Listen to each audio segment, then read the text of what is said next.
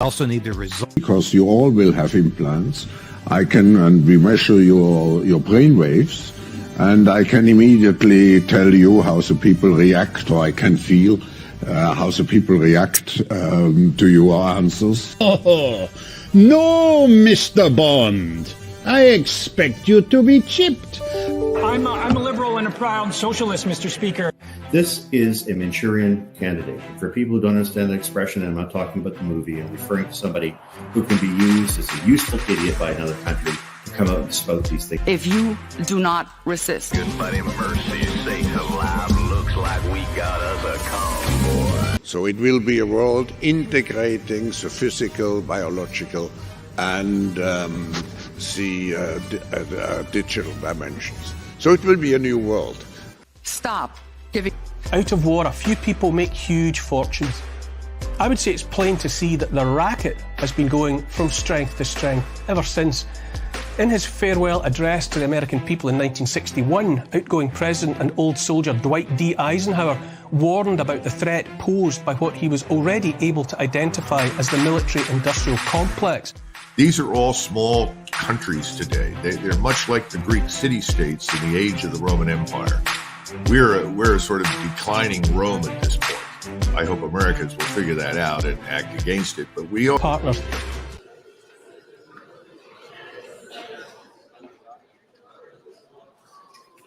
Welcome back to another episode of Stand on Guard.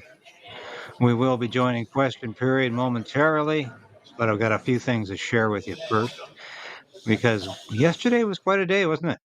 Quite a day. With the leader of the official opposition being tossed out of question period, tossed out of the House of Commons because he called Justin Trudeau a wacko, an extremist, and I think he even reduced that to radical at the very end. The Speaker was having none of it because he wanted Poilievre out. He wanted Poilievre out of the House, not to ask any more questions. Thank you very much. And let's have a look at this video, because this proves what I've been saying since this happened yesterday, that this was pre-arranged. This was planned.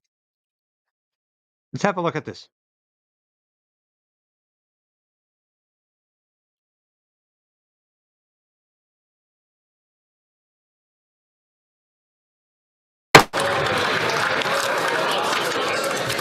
Mr. Poilievre, I'm going to show that again. I have to name you for disregarding the authority of the chair.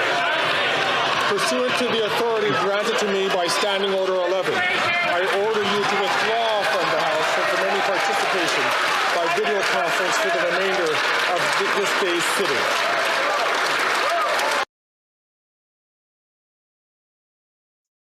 Now here's a picture of what we just saw here. There's Speaker Greg Fergus with his sinister smile as he reaches for his House of Commons standing orders, specifically House of Commons Standing Order number 11, which gives him the authority to turf members at his discretion because they're using words that he deems to be unparliamentary.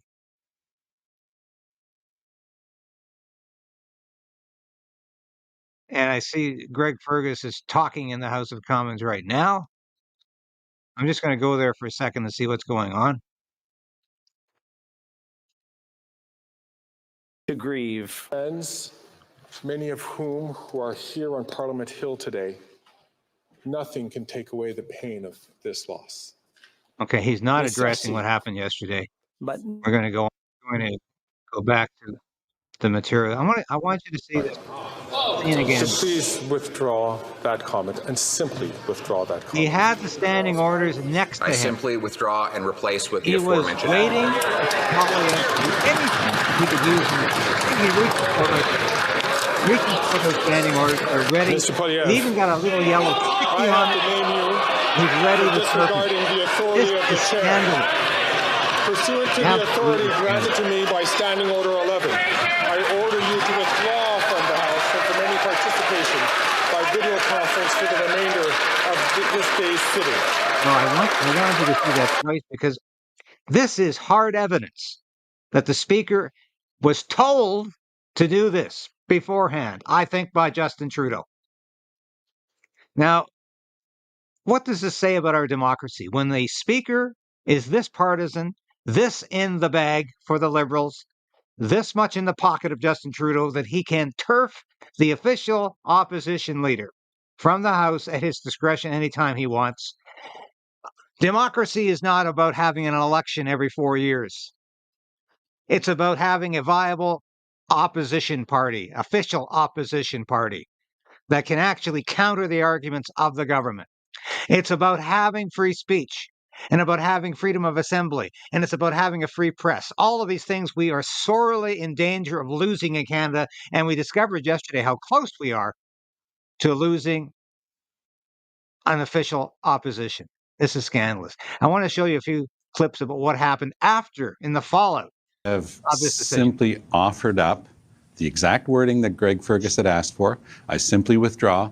And then he didn't repeat the other words. He says, and I replaced them with what I said before. That was the exit ramp that the leader of the opposition, the leader of His Majesty's loyal opposition in the House, is an extraordinarily important institution. Before you get to the point that Greg Fergus got to today, you've got to go through a heck of a lot of other steps. This was not only precipitous, for me it was manifestly, obviously partisan. And I don't come at that lightly. I remember when Greg Fergus got caught making a very partisan video, I was one of the people who defended him. I've been a House leader in Ottawa. I was a deputy House leader both in power and in opposition in Quebec City, where it could be very rough and tumble. But I've never seen anything like this, Vashi. Never in my career have I seen such, in my view, blatant partisanship from a speaker. I think that he's disqualified himself from the position, and I am indeed one of the people who defended him. When people were calling for his head after that video, I said, it's a rookie mistake. Let him prove that he can be autonomous, independent, act, fairly with everyone. Today, he failed completely. And no surprise, of course, the Bloc Québécois was applauding the speaker for going after the Conservatives, as was the NDP. It's in the natural order of things, but overall, it was an awful performance by Speaker Greg Fergus. He just lost control today. Now, the Conservatives walking out poses a simple problem for them. How and when and on what conditions do they walk back in? Because they're never going to get a majority of people voting to get rid of Fergus. But Fergus should do the right thing and simply step down. He cannot, with any credibility, based on my many years' experience in both provincial legislature and in the House of Commons, he cannot continue to do that job credibly himself. He made a huge mistake. When Poilievre said, I simply withdraw, he should have ended it there. Instead, he went after the leader of the opposition. Unbelievable. Yeah. I've never seen anything like it. I applaud Tommy Mulcair for saying this. He's right on. He was always sort of the most conservative leader the NDP ever had. No question about it. But he's right on here. And this is the NDP talking here. This is a former leader of the NDP saying this speaker needs to resign. His behavior yesterday, his decisions yesterday were disgraceful. He showed nothing but blatant partisanship. And this sort of thing cannot continue in a democratic state. So I applaud him for saying that, and he's dead on. So what else happened yesterday? Well, things continue to unravel for this dictatorial Trudeau government.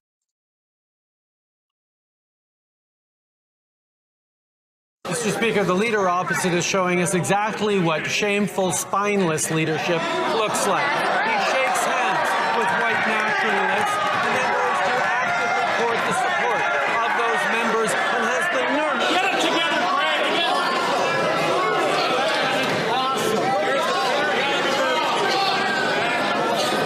Greg! Any idea what you're doing? Order!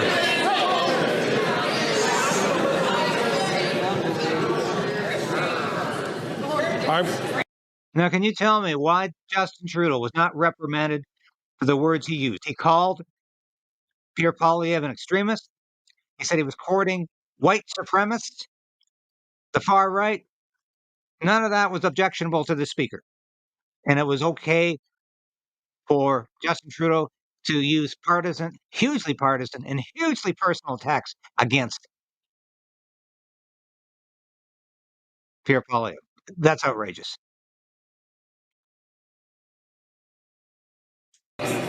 I'm going to ask the honourable member from Lethbridge if she has problems with the chair, that she should challenge the chair in a way. But as she knows, as the honourable member from Lethbridge knows, that by challenging the chair is against the rules of this House. I'll ask the honourable member to please to ask her to withdraw her remarks. The chair is acting in a disgraceful manner. I'm going to ask the. Will you?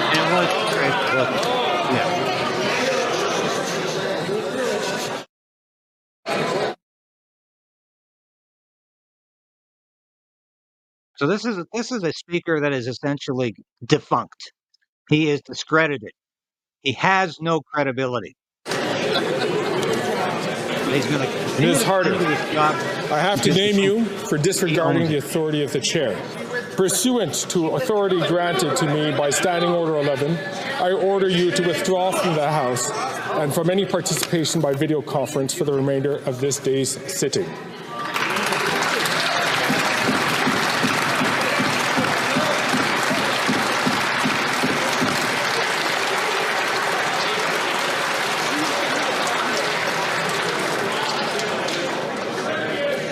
Now back to the issue at hand.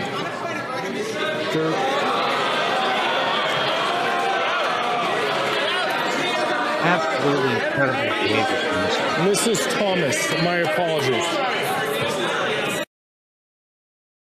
Says when he is elected, he will have the right to decide when again, constitutional rights should be overridden. What do you think? Defaming Poilievre. Pierre Poilievre just proposed to override the fundamental freedoms and protections of Canadians. Override the charter that is there to protect women, minorities, to us LGBTQI plus communities. That's not right, and it's not responsible. On top of that, he's spending time with far-right nationalist groups, refusing to condemn them or garbage conspiracy theorists like Alex Jones because he wants their votes. Pierre Poilievre has already denounced Diagolon because Diagolon threatened his wife. You recall, there was talk about sexually assaulting his wife. And I think Pierre Poilievre really objected to that, and he denounced the organization already. He has no desire to court their support or to be seen to be in alliance with them. Justin Trudeau is again lying through his teeth. Think about it. That is not responsible leadership. That is dangerous for democracy. It's dangerous for Canadians. So what is? Sir, you want to be the Prime Minister of Canada? It's right here. Yes, we're going to be cracking down on the hard criminals, throwing them behind bars while protecting the law-abiding hunters. This is the difference. Trudeau thinks that the hunters are the problem. I think the criminals are the problem. We're going to put the criminals in jail, and we're going to do so with laws that are fully constitutional. So how often are you going to use the notwithstanding clause? I already announced that. What a dumb question. I already announced How often are you willing to use it? My leadership race is public. How often are you willing to use it? Public. It's already public. Sir, the question is how often are you willing to use the notwithstanding clause to change the judicial system? I think that Justin Trudeau believes that it's all right for there to be concurrent sentences for a mass murderer who killed six innocent Muslims murdered, and he gets only 25 years. I think that's a disgrace. And when I'm Prime Minister, he will stay behind bars, and he will only come out in a box. It will be consecutive sentences, so it'll be 6 life sentences, and we're going to make sure that it is jail, not bail. It's going to be hard time for hard crime. It's the courts that decided that, sir. So what does that say about your view of the courts? It says that my view is that I will decide in my platform. Thank you. Thank you very much. In my platform. Thank you very much. In my platform will be there. Will be clear. Seems commonsensical to me. Yes, Pierre Poilievre is not talking about overriding the Charter of Rights. And Justin Trudeau seems to think that Charter of Rights now exists only for the LGBTQ community. Like, hell is wrong with that man's mind, if he has one. I don't know. But clearly, this is a government that's unraveling. It wants authoritarian control over the official opposition. This speaker, I'd like to see him try again today. But he is going to continue to be nothing more than a mouthpiece for the Liberal government. He is the most partisan speaker I have ever seen in my lifetime. I said this in my broadcast last night. I've been watching and observing politics since I was about 11 years old. I worked on the Hill. I was a public affairs officer in the military for 13 years.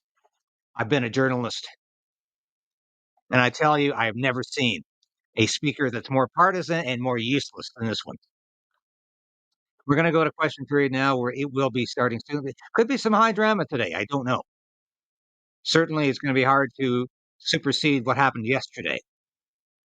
I had a great conversation this morning with Neil Oliver, the great Neil Oliver, who's become a very good friend of mine.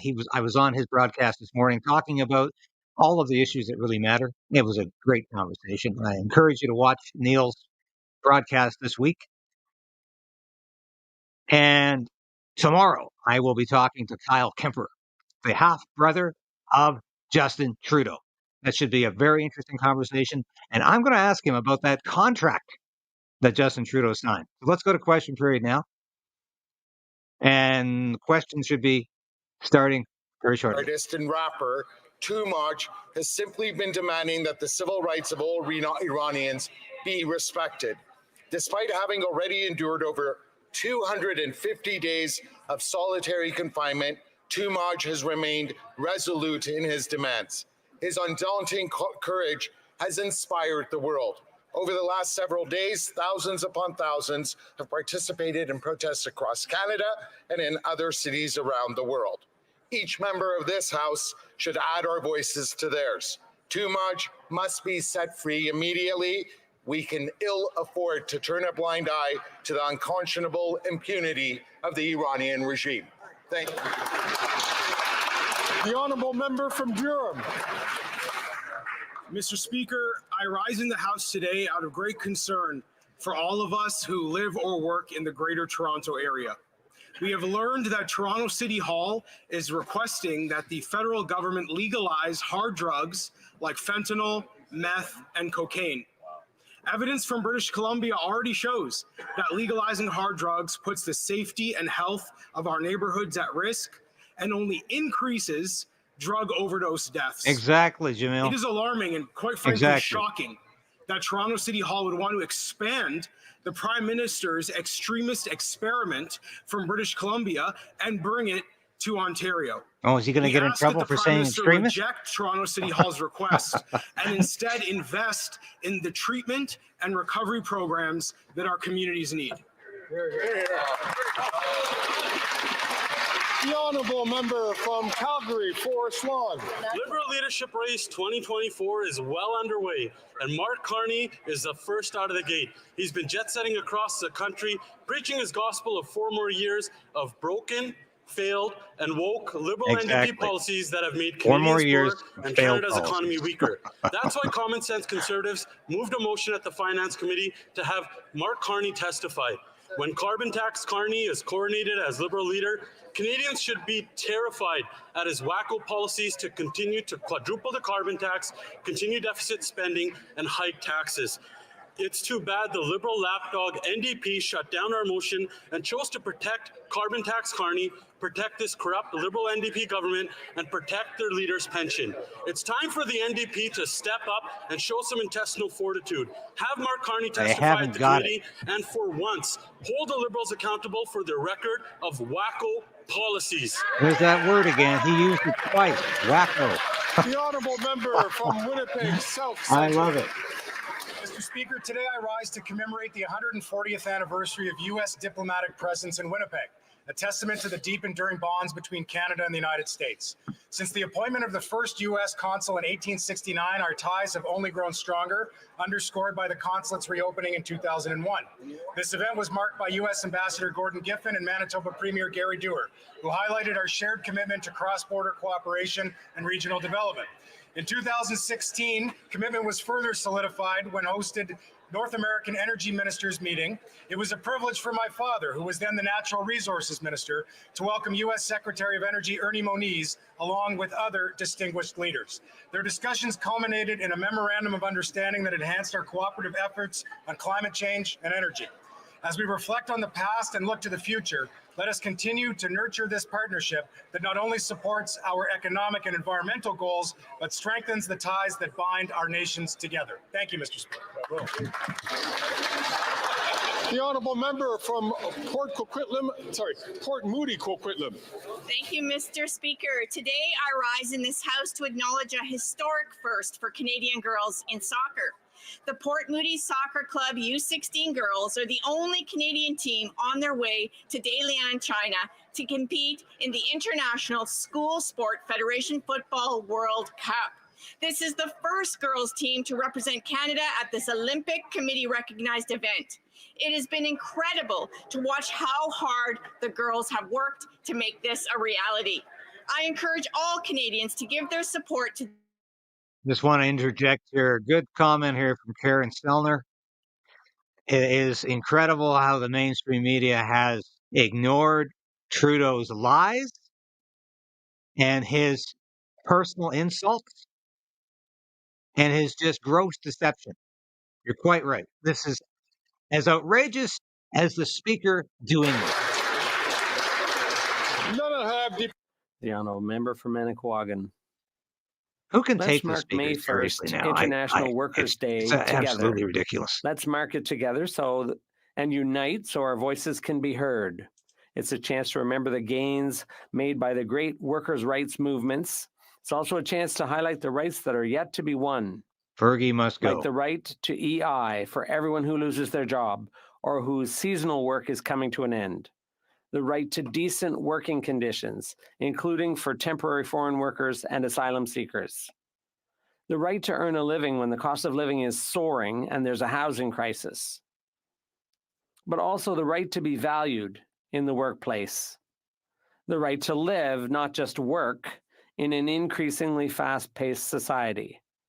For those who can, join the coalition's May Day March in Montreal. And I would encourage everyone to stand united in the fight for workers' rights. The honourable member from Thornhill. After 9 years of this radical Liberal NDP coalition, crime and chaos are the new norm in our Canadian streets. In BC, the Liberals' dangerous hard drug legalization experiment has caused chaos in hospitals, playgrounds, parks, and public transit, which the radical BC NDP admitted last week. These Liberals ignored evidence when they granted BC's request, and overdose deaths skyrocketed by 400%. The city of Toronto is now asking the government to legalize cocaine, heroin, and fentanyl like they did in BC. That means kids in Toronto stepping over needles in playgrounds, more dangerous drugs, more people suffering instead of getting the help that they need. This extremist experiment has failed in BC, and these Liberals should rule it out for Toronto. The minister responsible is from Toronto. She could say no today, and she won't because her radical boss won't let her. Ban hard drugs. If they won't do it, conservatives will. Care, compassion, law and order, common sense. It seems like we're the only party with any of that. I'm sure you remember when Trudeau did that during the Freedom Convoy protest. Yeah, that was a moment, historic moment of arrogance. Month, and MS Canada will recognize this month through a variety of activities and events, including MS Day on the Hill. Why is Fergus still there? Above and beyond in supporting and championing. You got the support of the government. Doctors, various healthcare workers, researchers, family support networks, and the entire MS staff and volunteers. I would also like to acknowledge the impact that ordinary Canadians have had through the years through their generous donations. This year, there is an $8 million fundraising goal for the month of May, which will allow them to continue funding critical research and programming that enhances the quality of life. These member statements are going on so damn long today because Fergus started the question period, started member statements late as usual, but he had to make a little speech. Not that he had anything to say about yesterday's fiasco. He wanted to look so impressive. And it just did not work. Nothing he does works. Here we go. Here comes the fireworks. He's back. He's back in the house. Unfortunately, Montreal and Quebec are not safe from the chaos that the Prime Minister caused in British Columbia when he legalized hard drugs. In fact, The public health director of Montreal has suggested moving forward with that same legalization. Will the Prime Minister reverse course on his radical position when it comes to legalizing drugs? Or will he impose the same chaos in Montreal that he already imposed in British Columbia? The Right Honourable Prime Minister. Mr. Speaker, let's take a moment here to reflect on what occurred yesterday. You had to censure the Leader of the Opposition because he refused to withdraw his unparliamentary language. Incredible. He was engaging in political attacks about a huge human tragedy in British Columbia. Now, we, of course, take this tragedy seriously. We act with compassion. We act based on facts and evidence. We will support British Columbia as they transition and adjust their pilot project. The Honourable Leader of the Opposition. Incredible. You believe that, folks? So, does he rule out legalizing hard drugs in Montreal? Yes or no? The Right Honourable Prime Minister. Mr. Speaker, the Leader of the Opposition knows full well that our government acts based on facts and teamwork with provinces. The province of British Columbia requested a pilot project. We're working with them. We studied it with them. We gave them the green light for their pilot project. We have not received such a request from any other provinces. If other provinces wanted to have a similar project, we would look at it and make a responsible decision based on the facts and based on precedent in other places. Position. Right. So he is opening the door to legalizing hard drugs in Montreal and perhaps in other cities in Quebec. We're against it. Minister legalized smoking meth in hospital rooms, shooting up heroin in parks next to children, using hard drugs on public transit. The British Columbia government has asked him to reverse this legalization for parks, hospitals, and transit. Will he? Yes or no? The Right Honourable Prime That's a Minister. response you'll never get from this clown. The opioid epidemic is hitting families, communities, and individuals right across this country and has for many, many years. That's why we are continuing to use an approach grounded in compassion, in public safety and public health, and facts-based decisions. We responded to British Columbia government's asking for a pilot project. We will, yes, work with them to adjust it in ways that they see fit. It's important to make sure that BC continues to do the things that it needs to do to keep people safe in its jurisdiction. What a non-answer. What a hopeless man he is. Leader of the Opposition. Complete He non-answer. still refuses to answer the question on whether or not he will reverse himself. He made the decision to exempt hard drugs from the criminal law so that it became legal to smoke meth or crack in a hospital room, including around nurses who are breastfeeding their kids. This has caused chaos, and 6 British Columbians are dying every day that he delays. So will he announce that as of today, he's changed his mind and he's reversing his legalization of hard drugs in BC? Yes or no? The Right Honourable Prime Minister. Keep trying, Speaker, Pierre. a number of years ago, British Columbia approached us with a pilot project that they wanted to bring in to look at a different way of dealing with the ongoing public health crisis that was hitting British Columbia around the opioid epidemic. We worked with them as they developed this pilot project, and now that they are asking for modifications to that project, we are looking at those modifications, and we will work with BC as they seek to adjust their plans around public health and around dealing with this opioid epidemic. The Honourable Leader of the Opposition. Speaker, there is no time to waste. The BC government asked him to reverse his legalization of crack, heroin, and other hard drugs in public places on Friday. Every day, 6 British Columbians die of overdoses under this policy, and many more die as a result of drug-induced crimes. So there is no time for bureaucratic and political considerations. Will he announce now that his experiment with legalizing hard drugs in BC is over? Yes or no? The Right Honourable Prime Minister. One more chance. Mr. Speaker, you will understand if I take it with a little skepticism when the Leader of the Opposition says this is not about politics, because he has been the one that has been pointing out vulnerable people and trying to pursue ideological aims on this ongoing public health crisis. We have consistently stepped up to work with provinces, with municipalities, with jurisdictions, indeed, including by moving forward with British Columbia as they wanted to try a pilot project that we are working with them to adjust in ways that make sense. We understand the urgency and we will act. You don't understand anything that's urgent. Mr. Speaker. Oh, and this blockhead. I felt reassured for a while because I was sleeping very poorly, but now things are better.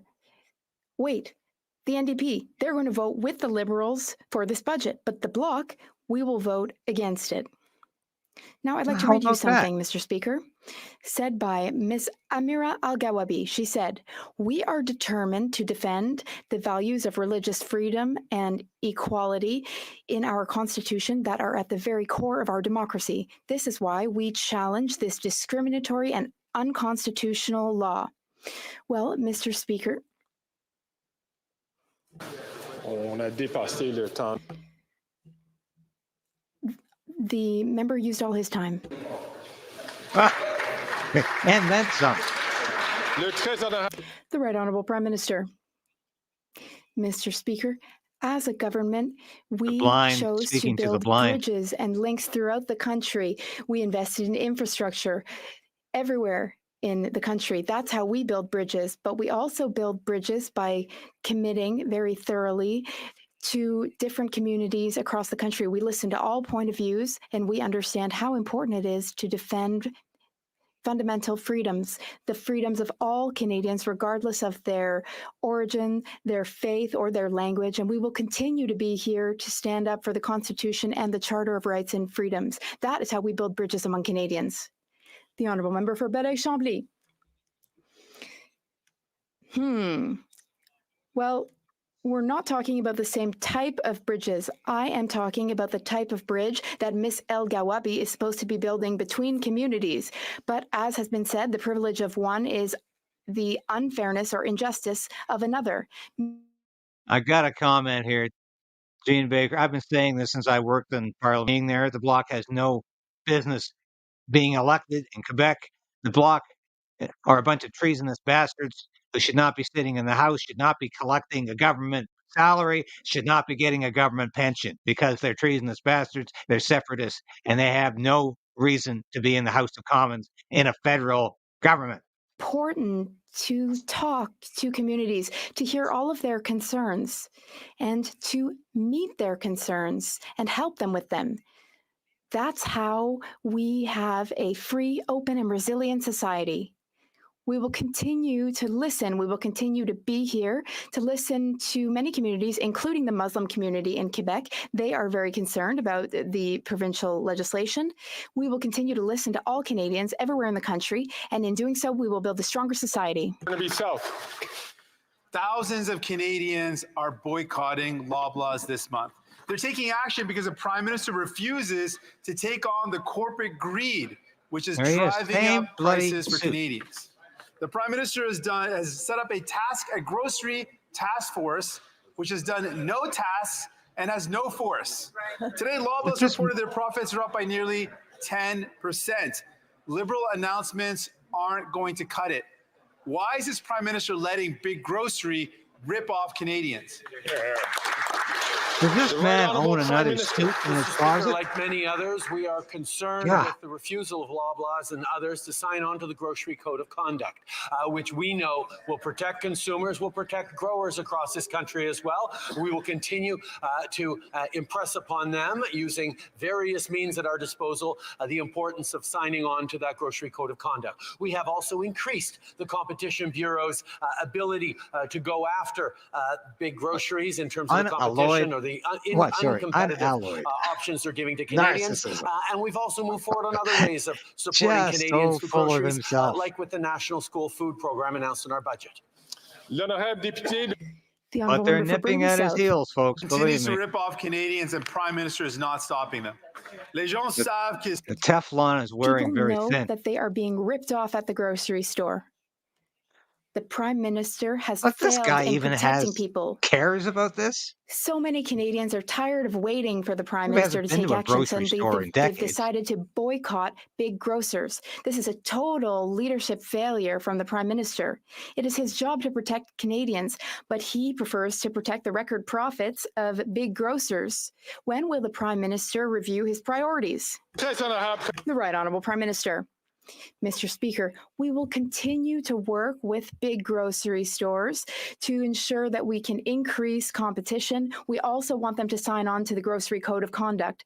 I think it's a positive thing so this that is the Canadians magic are solution now, expressing the their Grocery Code displeasure of with Conduct. Loblaws for refusing to sign on to the Grocery Code of Conduct for big grocers. We will continue to be here for Canadians. We will increase competition.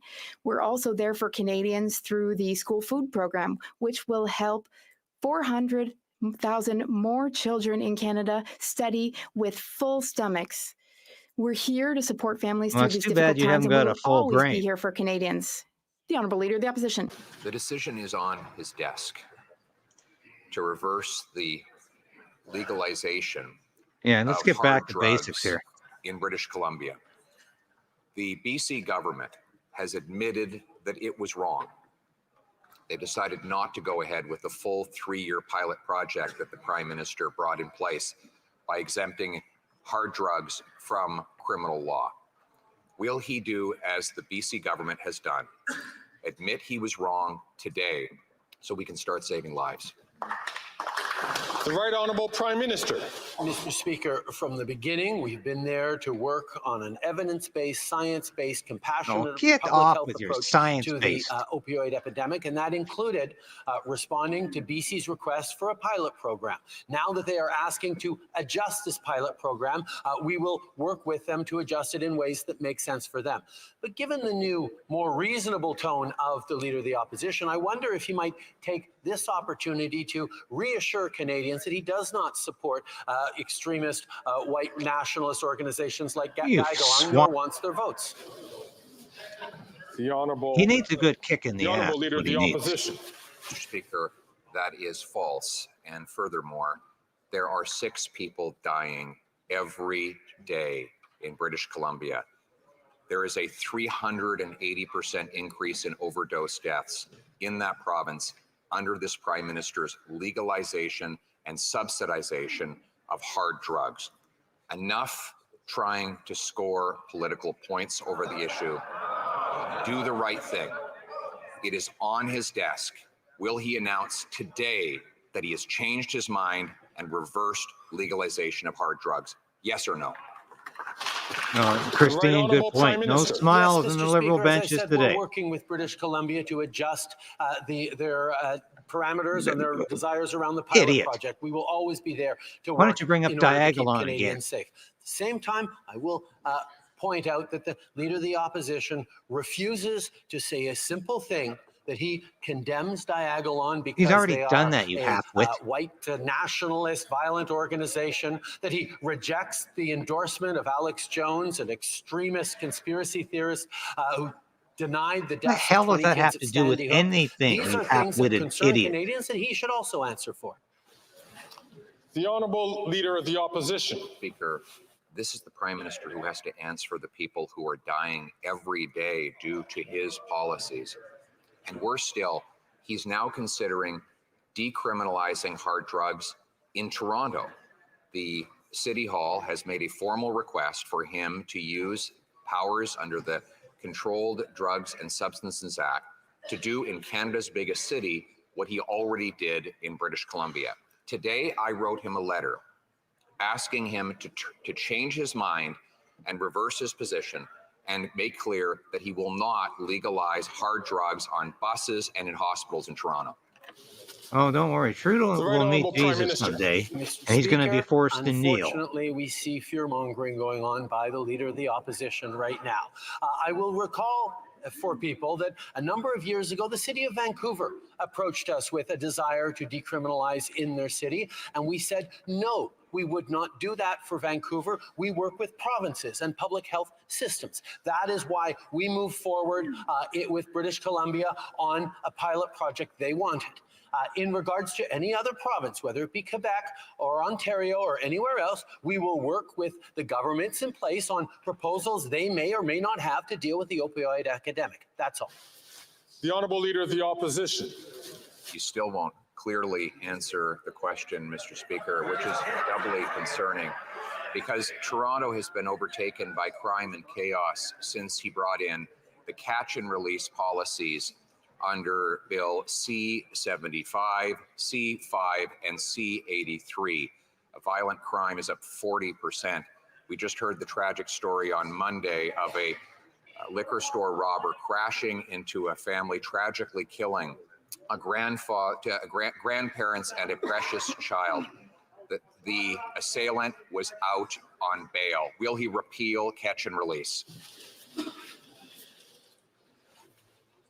The only white supremacist in this room, or the largest white supremacist, is named Justin Trudeau. Mr. Speaker, I believe if Hypocrite. you or other parliamentarians or indeed Canadians look at the transcripts of these questions and answers, they will see that I actually did answer the questions the Leader of the Opposition posed to me in terms of how we were going to work with British Columbia and how we would work with any province that came forward with positions to try and help with the opioid epidemic. We would examine those on their merits. But the Leader of the Opposition has not answered Canadians' concerns about why he will not condemn Diagolon, the far-right extremist organization, why he will not reject the endorsement of Alex Jones, noted conspiracy theorist. The Honourable Leader of the Opposition. Speaker, he has not answered the question whether he would expand decriminalization elsewhere. He's using vague references to jurisdictions, but it's his jurisdiction alone to grant exemptions under the Controlled Drug and Substances Act. So will he admit that his real plan is to take the decriminalization of hard drugs that he imposed on British Columbia and do that in all the provinces and territories across the country? The Right Honourable Prime Minister.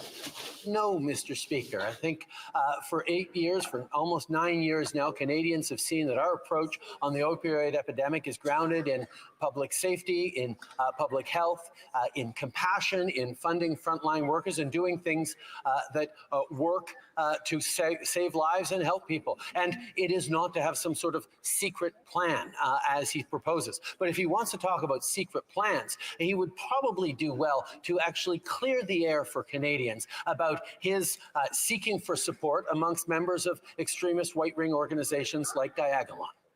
What an idiot. The Honourable Leader of the Opposition. Not a single thought in his That is again head. false, but the government is now suddenly and only partially changing its message on decriminalization. Prime Minister's Minister of Addictions is out now saying she's waiting for more information from British Columbia on its request to recriminalize crack, heroin, meth, and other hard drugs in hospitals, transit, and parks. Mr. Speaker, there are 6 people dying every single day. What more information does he need? The Right Honourable Prime Minister. Mr. Speaker, there are dozens of people dying every day in provinces right across this country from the opioid epidemic. And I don't care about them We either. could talk about the challenges faced in Alberta. We could talk about the challenges faced in Ontario. We could talk about the challenges faced right across the country. Challenges? And different provinces and jurisdictions have different approaches. Some work better, some haven't worked as well. We will continue to be there in a thoughtful, compassionate, rigorous, science-based way to work with jurisdictions on directions that work best Meaningless for them words and adjust those from a proposals and meaningless those responses personality. as necessary. That's what a responsible government does.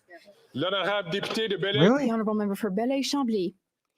Mr. Speaker, the Prime Minister is challenging, through Ms. El Gawabi, a law of the National Assembly of Quebec and to create a law for a minority within a minority, which did not even ask for a law. It's a religious law. Now, I respect the Muslim community at least as much as the Prime Here he Minister goes does. again. But is he truly building bridges by creating privileges, or by creating divisions, rather? The Right Honourable Prime Minister. Mr. Speaker, as the Bloc leader knows full well, we, as the federal government, when Bill 21 reaches the Supreme Court, we will participate because we are worried about the impact of Bill 21 on Quebecers. We will have our voices heard then. So yes, we do have opinions, and we will share those opinions regarding how to better protect the fundamental rights and freedoms of all Canadians. That said, we will always work toward offering everyone the same opportunity so that everyone can buy a house, so that everyone can have a better future, He's because these facing days young people political are really oblivion, but struggling. he's still the The Honourable Member same for Belleuil insouciant Chambly, bastard Mr. he's Speaker, always been. Quebecers want our law. Quebecers' money is going to the Liberals' huge deficit, and it's going to go toward a court case to fight a bill that Quebecers want. Can he condemn what Ms. El-Gawabi has done and tell her to respect the right that Quebecers have to live in their state, a secular state? The Right Honourable Prime Minister. Canada is a democratic country. Quebec is a democratic province. As such, citizens can challenge legislation through their legal system. They can challenge legislation they disagree with. This is what many Quebecers are in fact currently trying to do because they disagree with Bill 21. That is their right as Quebecers to... Right on, Bruce. This election can't come soon enough. It's fully legitimate. And these Quebecers challenging Bill 21 are not less Quebecois than other Quebecers. In Canada's biggest city, gun crime is up 66%. It's 100% nationwide.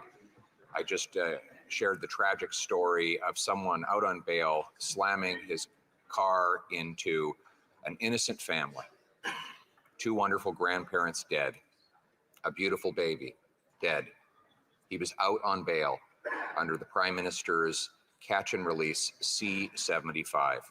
How many more will have to die before he repeals catch and release and brings jail, not bail, for repeat offenders? The Right Honourable Prime Minister.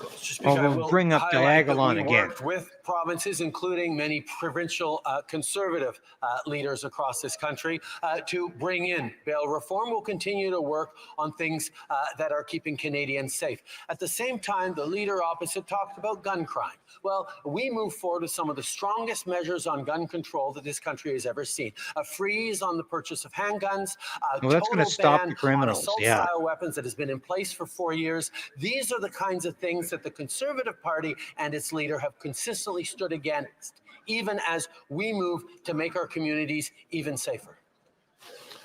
Oh yeah, we all Leader of the Opposition. Trudeau. He mentioned all these guns that he claims to have banned and promised to seize 4 years and $40 million ago. How many has he seized? The Right Honourable Prime Minister. Good question. Mr. Speaker, there are thousands of different types of assault-style weapons that for the past 4 years have been rendered illegal to sell, illegal to buy, and illegal to use, including at a gun range. Mr. Speaker, we are now working on a program to allow those owners to sell them back to the government for them to be destroyed and get money so they can go buy other guns or other products if they want to that will be legal.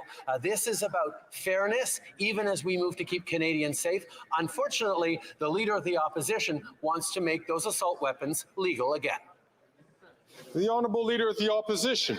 All those weapons are still legal, Mr. Speaker. You can still own them. The Prime Minister says he's going to seize them. He's going to buy them. He spent $40 million doing that. So I'm going to ask again, how many guns has he bought? He's really trying a different tack today, isn't he? The Right You Honourable all Prime Minister. notice Speaker, that in the as the Leader comments. of the Opposition knows, we are in the process of establishing that buyback program. The priority was making sure that those guns were no longer available to buy, to sell, to bequeath, or to use, Mr. Speaker. And that has been the case for 4 years. Now, what the Leader of the Opposition is conveniently refusing to opine on is the fact that he has committed to the gun lobby across this country that he would reverse the 2020 OIC that banned those assault-style weapons. He wants to bring those assault-style weapons back, or he can contradict me right here. The Honourable Leader of the Opposition. I will contradict him because they're not banned right now. It's perfectly legal for people to possess those guns. They are easy to possess, and they not one of them has been the answer to the question, is that he has not seized a single solitary one of them. He spent That's right. 40 million tax dollars that could have secured our ports and our borders, and he hasn't taken in a single solitary gun. It's Is that all a why big charade. gun crime has risen by 100% since he became Prime Minister 9 years ago? The Right Honourable Prime Minister. I will note, as did everyone in this chamber, that the Leader of the Opposition did not deny that he will be reversing the ban on assault-style weapons. He doesn't even think it exists right now. Well, Mr. Speaker, it does exist right now. It is illegal to buy, sell, or use any of those weapons. When the amnesty ends next year, it will be illegal to own them as well. We're giving an opportunity for people to sell them back to the government. That is what we are doing to keep people safe. That is what he will not commit to keeping. He admitted Poilievre is totally correct in his assertion. In Nunavut, the Arctic Children and Youth Foundation administers the Inuit Child First initiative to help kids. But their great work is being made difficult by this government's delays. I think Poilievre is showing up Trudeau as an absolute fool who has no grip on policy, who has no grip on his cabinet, who has no grip on the facts. This is a man who is running scared.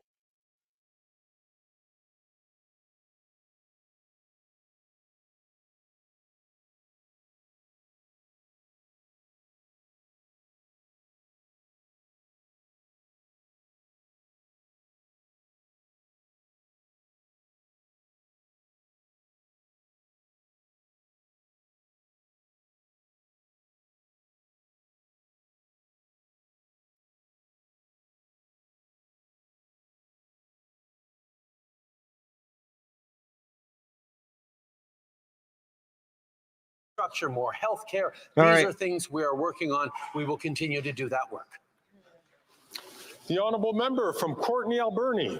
In the last year, deaths related to the toxic drug crisis are up 17% in Alberta and 23% in Saskatchewan. Every toxic overdose death is preventable.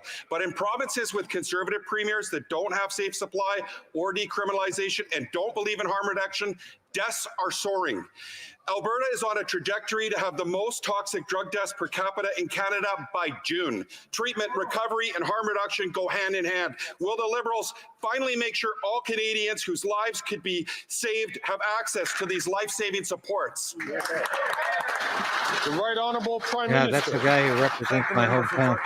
Port Alberni for bringing up those stats that show that there are real challenges around the opioid and toxic drug supply epidemic right across the country. Every step of the way, this government will continue to be anchored in a compassionate, evidence-based approach that looks at it as a public health crisis. We will work with provincial governments across all jurisdictions to move forward on measures that support and save lives. That is our commitment to Canadians. That we will continue to do. The Honourable Member for Saint-Léonard, Saint-Michel. Speaker, the federal government is committed in promoting Canadian values such as inclusion, diversity, and acceptance. As elected members of this House, we are all responsible for conduct in this chamber and outside of it. Yesterday, our government called out the Conservative leader for his behavior, for his supporting of a far-right white nationalist extremist group, instead of standing up to apologize and distance himself from them. He shockingly doubled down and threw a temper tantrum. Can the Prime Minister please tell this House what impacts the far extremism and its enablers have on vulnerable communities and Canadians? This is a bloody chat room, you half-witted woman. The Right Honourable Prime Talking Minister. to a What we saw half-witted yesterday Prime from Minister. that side was unbecoming of anyone who aspires to leadership. His refusal to denounce far-right nationalist extremism cannot and will not be overlooked by Canadians. Far-right extremism and its enablers pose real and dangerous threats to What a marginalized gross communities. hypocrite this man. This is Mr. not something Blackface, as a country we can stand Mr. for. Racist, And on this side of the House, we never accusing will. Poilievre Unfortunately, that leader cannot of say the seeking same. support from white supremacists. He is a disgusting individual. I mean, you do want to vomit when you listen to him. End of this question period, but I encourage all members to continue, aside perhaps from the last question, to continue in the positive vein, which I think Canadians have noticed that members have been taking today. The honourable member, the get honourable out of leader here. of the opposition. Step down, 2 years ago, failure. After having doubled the rent, doubled mortgage payments, and doubled the needed down payment for a home, the Prime Minister promised in his budget that he would double home building. Here we are, 2 years later, and home building is down 8%. His housing agency says it will be down next year and the year after that. If it cost him $89 billion in programs to bring home building down, how much would he have to spend to bring it up? The Right Honourable Prime Minister. Mr. Speaker, our housing plan is focused on fairness for every generation. We, over the coming years, will be unlocking 3.8 million new homes by cutting red tape, by rezoning, by lowering the costs of home building, by using public lands and vacant office buildings to build affordable housing for Canadians. We will be reviving the dream of home ownership for young Canadians by making it easier to save up for a tax-free down payment and giving renters credit for their monthly rent payments towards the ability to get a mortgage. We've put forward the most comprehensive, ambitious housing plan this country has ever seen. The Honourable Leader of the Opposition. The only thing it doesn't do is build homes.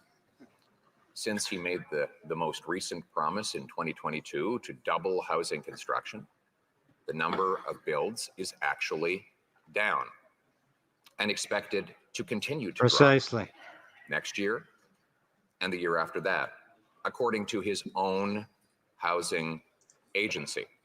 Yet, he says we should all be assured because once again, he's spending tens of billions of dollars on the problem that he created.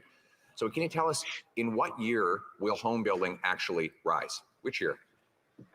The Right Honourable Prime Minister. Mr. Speaker, we know well that the federal government has an important role to play in ensuring housing starts across the country and ensuring the opportunities for Canadians to buy their first home, to move forward up the equity ladder. These are things that we know we have a role to equity play in, ladder? but we are not alone in that, Mr. And what Speaker, the hell which is why that? we are challenging and encouraging municipalities and provinces to also step up with ambition in our national housing home building plan. This is why we're putting incentives on the table. We're putting investments in the pockets of municipalities, including with our Accelerator Fund. There is more to do, but we will be doing it in partnership. The Honourable Leader of the Opposition. That's what he's been saying for 9 years. 9 years. And the result has been double the rent, double the mortgage payment, double the down payment. And just this week, a survey showed that 72% of Canadians who don't own a home believe they never will. Canada was not like this before this Prime Minister, and surely it won't be like this after he's gone. The Prime Minister a comment on what it's like to be the only Prime Minister in history to deprive an entire generation of home ownership. The Right Honourable Prime Minister.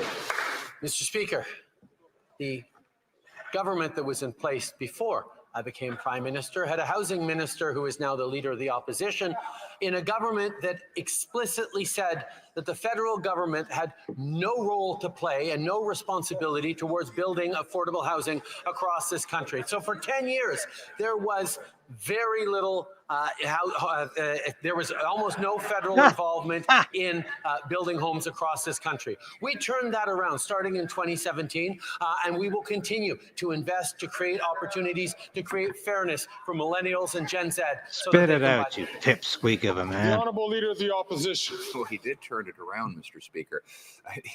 9 years is obviously tribute to the Too previous long for all of government, us. words he said himself. Yeah. He was the one who said the federal government is not responsible for home housing construction or affordability. That is after he doubled the cost. When I was housing minister, we built 89,000 apartments at an average rent of $973. Since then, the rent has doubled, the mortgage payment has doubled, the needed down payment has doubled. So with all this failure, why is he doubling down? The Right Honourable Prime Minister. Mr. Speaker, our Housing Accelerator program, our comprehensive plan to build more homes, to make sure the Canadians can see themselves in home ownership once again, is exactly what we are continuing to invest in. Yes, I pointed out that we cannot build homes alone, that we need partners in the provinces and municipalities. But I never denied that the federal government needs to continue to act on housing. That's why we've done that since 2017. That's why we're continuing to do it now. We need to make sure that young Canadians have opportunities their parents and grandparents have. That's what we're stepping up for. That's what he refuses to do. The Honourable Member for He's Avignon got Trudeau on the ropes today, and he's pummeling him. Today marks the start of this government's biggest contribution to global climate warning. Oh, shut up. I really don't want to hear your bullshit.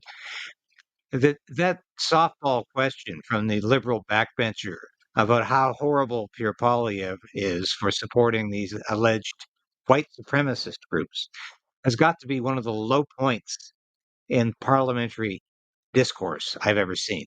But that is just how desperate Trudeau is. Just how desperate he is to distract and pretend.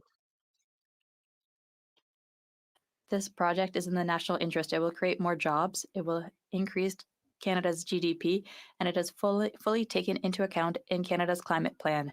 But when we talk about what is coming into force today, I thought my honourable colleague was going to talk about the dental care plan. Starting today, thousands and thousands of seniors will have access to dental care.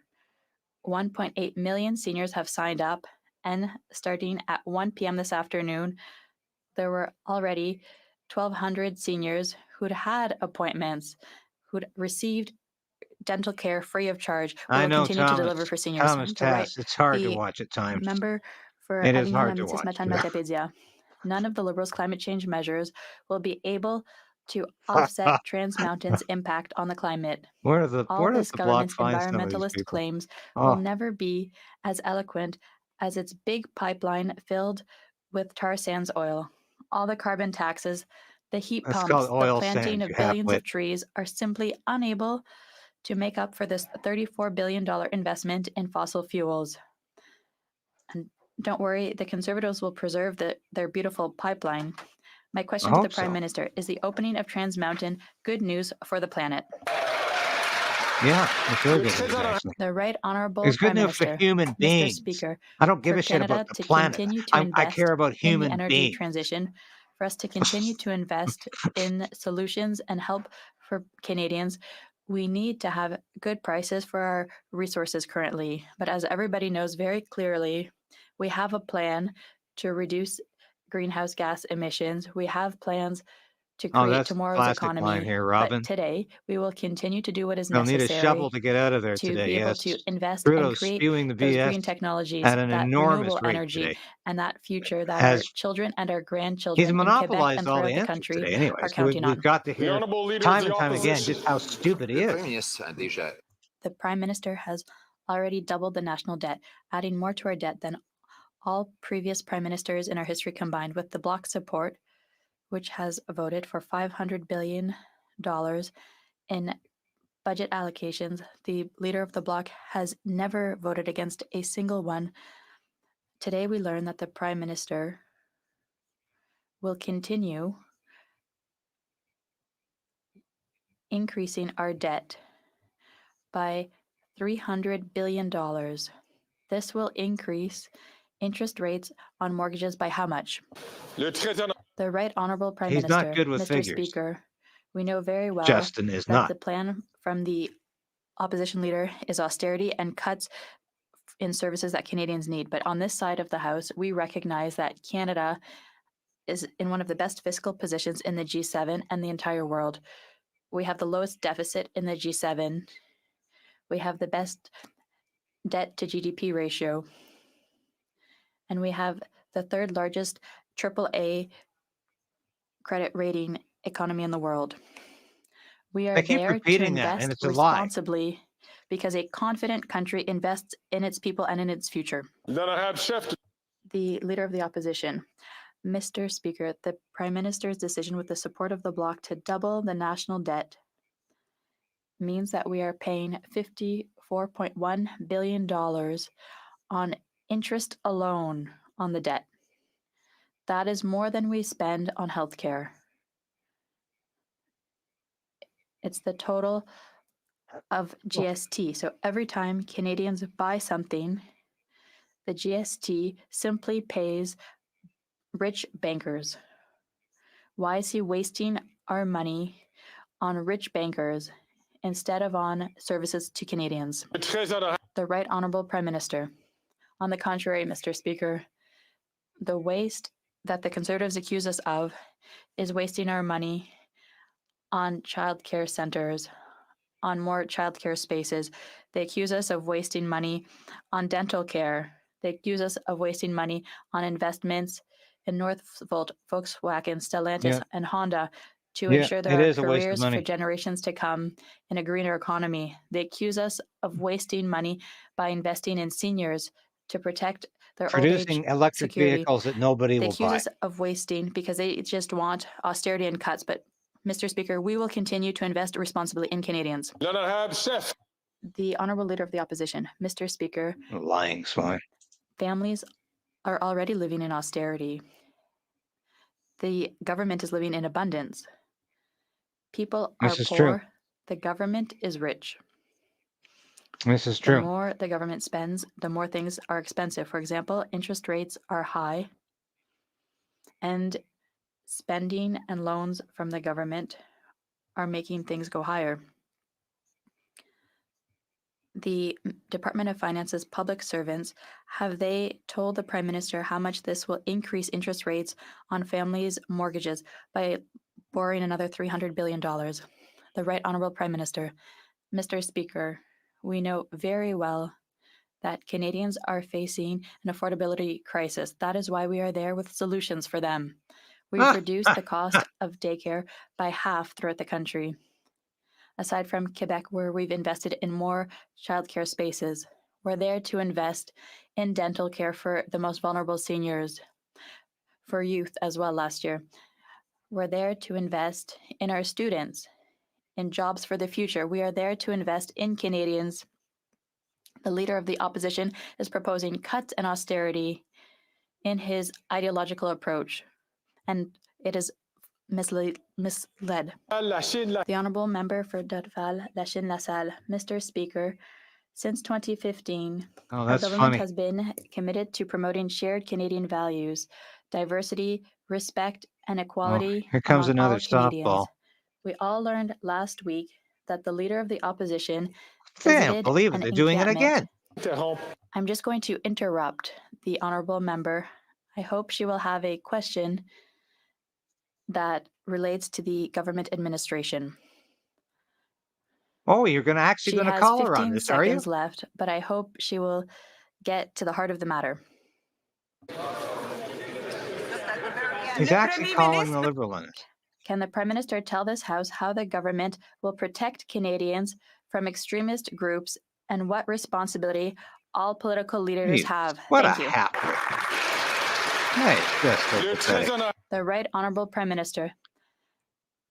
All governments are responsible for protecting the well-being of all Canadians, including Canadians in minority situations, groups who are mistreated, or groups who are typically ignored by the majority. We are there to invest and to protect those people.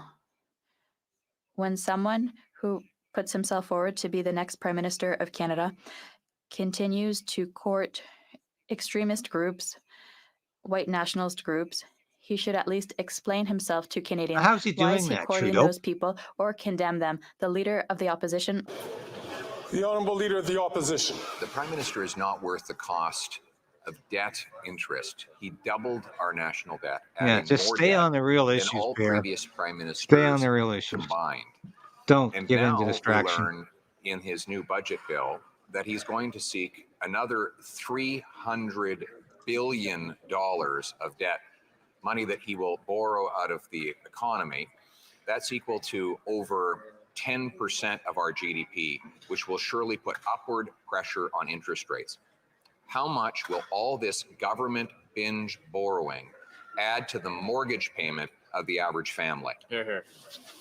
The Right Honourable Prime Minister. Mr. Speaker, allow me once again to set the facts straight. Canada has one of the strongest fiscal positions of any country in the world. Certainly the lowest deficit in the G7, the best debt to GDP ratio in the G7, and it's continuing to decrease. And we are the third largest economy in the world with a AAA credit rating, the top credit rating by the agencies that look at fiscal sustainability of governments. All that is on the backdrop of further investments we're making, generational investments to support Canadians, contrast with the ideology of the Conservatives, which is to leave Canadians to fend for themselves, cuts and austerity. The Honourable Leader of the Opposition. Mr. Speaker, we actually have the highest mortgage debt of any country in the G7, and by far higher as a share of our economy than the Americans had during the mortgage meltdown. Now interest rates are higher and families risk losing their homes. Government deficits push inflation and interest rates higher. That makes the problem worse. So once again, how much will $300 billion of yet more debt add in mortgage payments for the average Canadian family? How much? He can't The add. Right Honourable Prime Minister. Mr. You're Speaker, wasting the your Leader breath. of the Opposition is mixing different factors that are facing Canadians. Mortgages are high for Canadian families, and therefore the Canadian government is choosing to invest in measures that are going to support Canadian families. I talked to a family from Burlington who actually saw their mortgage mortgage payments go up because of the rise in global interest rates, while at the same time as their childcare fees were cut by larger amounts because of investments this government made. We're going to continue to be there for Canadians while the Conservative leader wants cuts. The Honourable Member from Calgary Skyview. Mr. Speaker, the government has a responsibility. Oops. Okay. Oh, what's going on now? I apologize to the Leader of the Opposition. I miscounted in terms of the questions that we're keeping track. The Honourable Leader of the Opposition. Mr. Speaker, inflation and higher interest rates, the cost Canadians pay for the spending that the Prime Minister told them was free. It's not free. Nothing is free. Every dollar he spends comes out of the pockets of Canadians directly through taxes or indirectly through inflation and interest rates. Now he wants to do another $300 billion of binge borrowing. Will he put aside that radical scheme and instead accept my common sense plan to fix the budget with a dollar for dollar law so we can bring down interest rates and inflation for Canadians? The Right Honourable Prime Minister.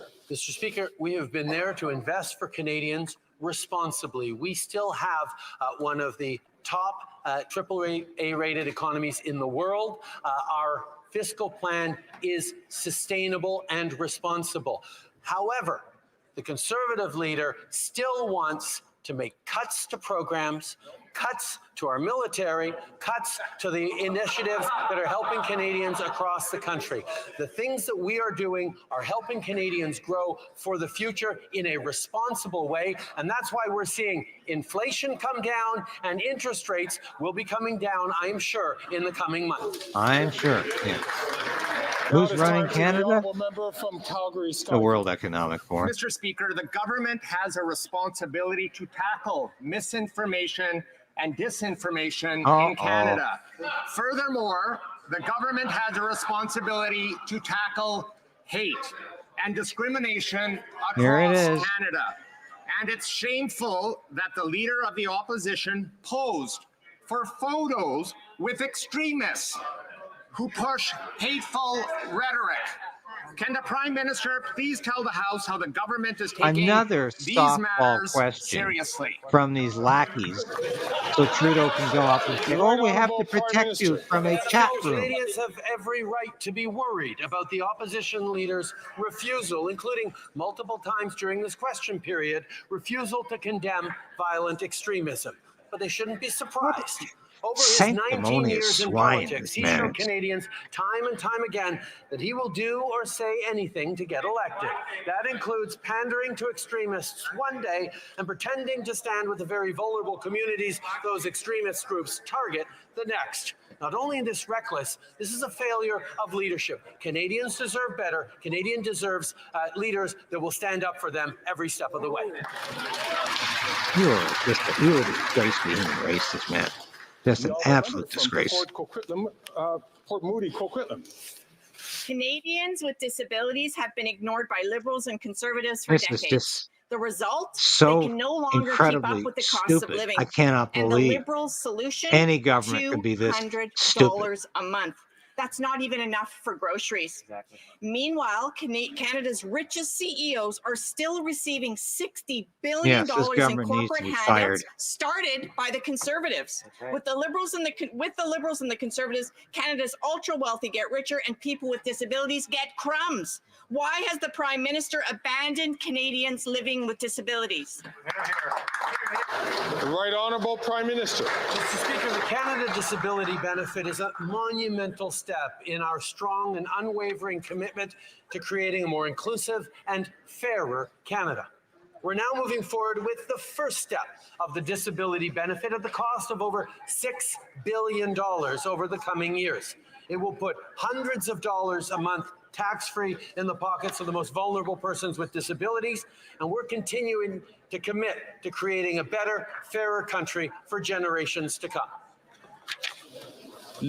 The Honourable Member for Richmond, Arthabaska. Just incredible how that man can even stand up without a bag over his head. Organizations in the country have raised a red flag over the major risk of failure in the implementation of a new computer software scheduled for May 13th to manage Canada Border Services Agency assessments and revenues. After the financial and human disasters of Phoenix and ArriveCan, it would be a catastrophe to have a third failure, again costing millions of taxpayers' dollars. Can the Prime Minister tell us whether his government intends to postpone the implementation date and what he intends to do to ensure that this doesn't turn into another IT fiasco that would cost millions? Well, of course it will. The Right Honourable Prime Minister. Mr. Speaker, we are very aware of the concerns from different groups in this sector and from the Canada Border Services Agency. We are working closely to ensure we have a success and so we can set up a better software. We know that digitalization will ensure more security, more efficiency. Can't believe this question period's gone on for an hour and a half. Our international trade, and when people are crossing our borders, Speaker is completely out of control. We will continue to advance on this, but we will do it attentively and aware of the risks, and also of the positive side of a new software. Thank you, Mr. Speaker. Colleagues, I indicated that I would just come back to an issue that came up in terms of a question earlier today that didn't deal with the administration or the business of the administration of government. I'd like to let all, I intervened on another question which I thought was going in that direction. There seems to have been a correction being made. I want to make it clear to colleagues that the chair and the chair occupants have been discussing this issue, and I think it's very important that all questions that are going to be asked in this House are asked that respect our regulations in our procedures. Cover your ass, Fergus. To the business of the administration of government. I refer members to a decision that I made, that the chair made November 20th of last year, and of course there have been previous decisions made by previous speakers along the same lines. So what did he say? Why did? Anyway, that was painful, folks. Yes, that was painful. However, thanks for watching today. So what did we learn today? Well, actually, Pierre Poilievre was right on the mark on all of these questions. He made Trudeau look like he was completely unable to grasp his own government. But we had 3, I think possibly 4 softball questions from Liberals asking the Prime Minister, what is he going to do to protect us from these chat rooms? This Diagolon chat room that poses such a threat.